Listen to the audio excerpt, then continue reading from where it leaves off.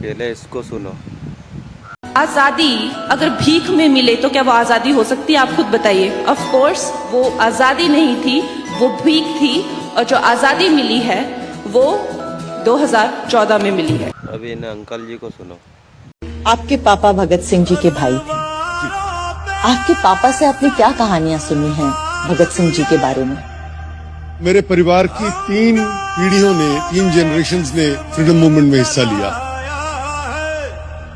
Simon commission जब आया, लाला लाजपत राय को पुलिस ने लाठी चार्ज करके घायल किया और उनकी शहादत हुई।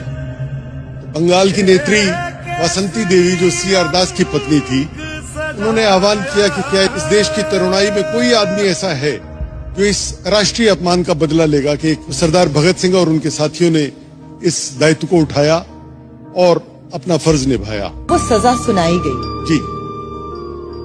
तब घर पे माहौल कैसा था? कोई हताश नहीं था, कोई निराश नहीं था, सबको मालूम था।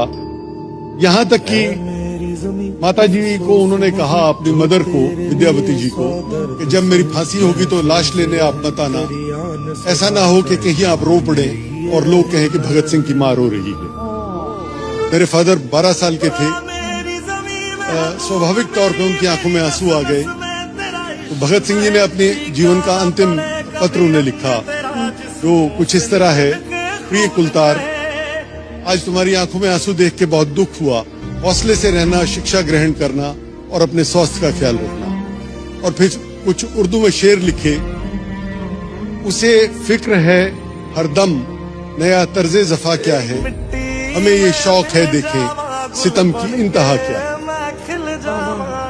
कोई दम का मेहमान हूँ अहले महफिल, चिरागे सहर हूँ बुझा चाहता हूँ।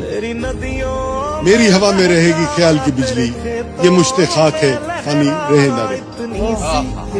मैं सुबह का वो दिया हूँ जो दिन निकलेगा वो बुझ जाएगा, पर ये शरीर मुट्ठी भर राख है, रहे या ना रहे कोई फर्क नहीं पड़ता।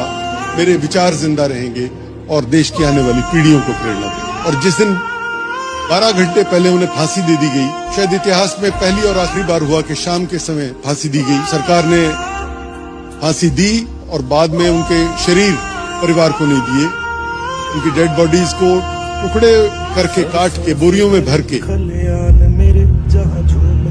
और जेल की पिछली दीवार से आर्मी के ट्रक में ले जाके लाहौर से 60 किलोमीटर दूर हुसैनीवाला में उनका संस्कार कर दिया। तो ये बलिदान जो दिए गए इस देश के उज्जवल भविष्य के लिए, उनका अपना कोई स्वार्थ नहीं था। आज ये जरूरत है कि हम उन बलिदानों का महत्व समझें और युवा पीढ़ी प्रेरणा ले और उनके सपनों का देश बनाए। बिल्कुल, क्या बात है, बहुत फैंटास्टिक।